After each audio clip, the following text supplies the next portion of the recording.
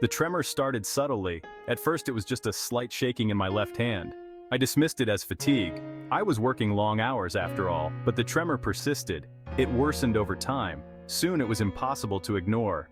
My hand shook uncontrollably. Simple tasks like writing and buttoning my shirt became impossible.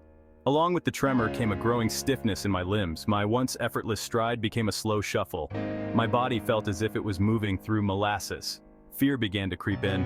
I knew something was wrong. This was more than just stress or fatigue. This was something serious. One morning I woke up and couldn't get out of bed. My body felt like lead. My wife, seeing the fear in my eyes, immediately rushed me to the hospital. As I sat in the sterile hospital room, the tremor in my hand seemed to echo the fear thundering in my heart. I desperately hoped for answers, for a reason behind this sudden and terrifying change in my life. Mr. Smith, you have Parkinson's disease.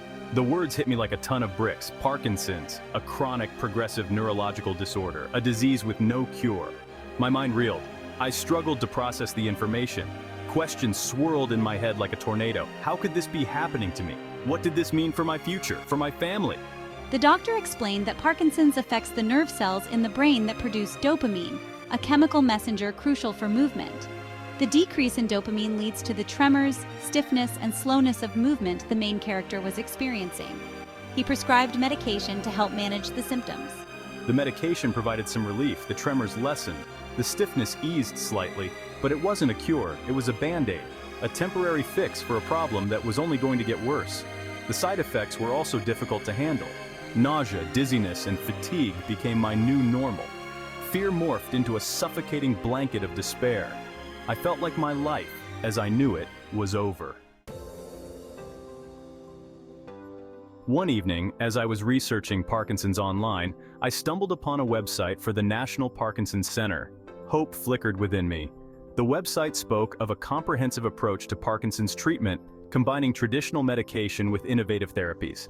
I learned about physical therapy to improve mobility and balance, occupational therapy to assist with daily living activities, and speech therapy to address swallowing and speech difficulties.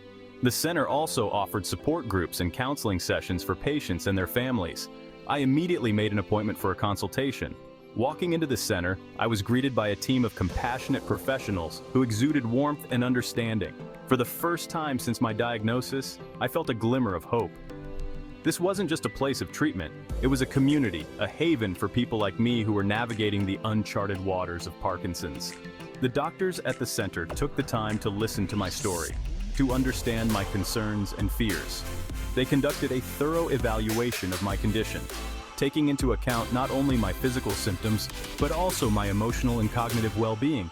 They explained that while there is no cure for Parkinson's, there are ways to manage the symptoms, slow its progression, and maintain a good quality of life. Section 4. A multifaceted approach, tailored therapies, and renewed hope. The treatment plan the center designed for me was not a one-size-fits-all approach. It was a personalized program, tailored specifically to my needs and goals. It included a combination of medication, physical therapy, occupational therapy, and speech therapy. The physical therapy focused on improving my strength, flexibility, and balance. The exercises were challenging, but rewarding. With each successful step, with each degree of movement I regained, my confidence grew. Occupational therapy helped me find new ways to perform everyday tasks. I learned adaptive techniques for dressing, eating, and bathing, which allowed me to maintain my independence and dignity. Speech therapy addressed the swallowing and speech difficulties that had begun to surface. Through targeted exercises, I learned to articulate my words more clearly and swallow more easily. The center also introduced me to the world of complementary therapies. Acupuncture helped alleviate some of the stiffness and pain.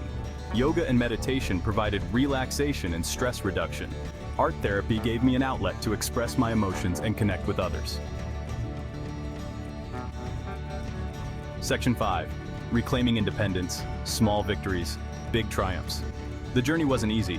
There were days when the fatigue was overwhelming, when the tremors returned with a vengeance, and when despair threatened to engulf me. But I never gave up. I drew strength from my family, from the incredible staff at the Parkinson Center, and from my fellow patients who understood my struggles like no one else could. Slowly but surely, I began to see progress. the tremors lessened. My gait became steadier. I could button my shirt without help. I could even write my name legibly again. These small victories fueled my determination. I was reclaiming my life, one step at a time. The support groups at the center became my lifeline. Sharing my story and hearing the stories of others gave me a sense of belonging and hope. I learned valuable coping mechanisms and discovered a wellspring of strength within myself that I never knew existed. As my symptoms improved, I started to venture out more. I went for walks in the park, enjoying the fresh air and the beauty of nature. I started having lunch with friends again, engaging in conversations and laughter. Life was regaining its color and vibrancy. I realized that Parkinson's might have changed my life, but it didn't have to control it.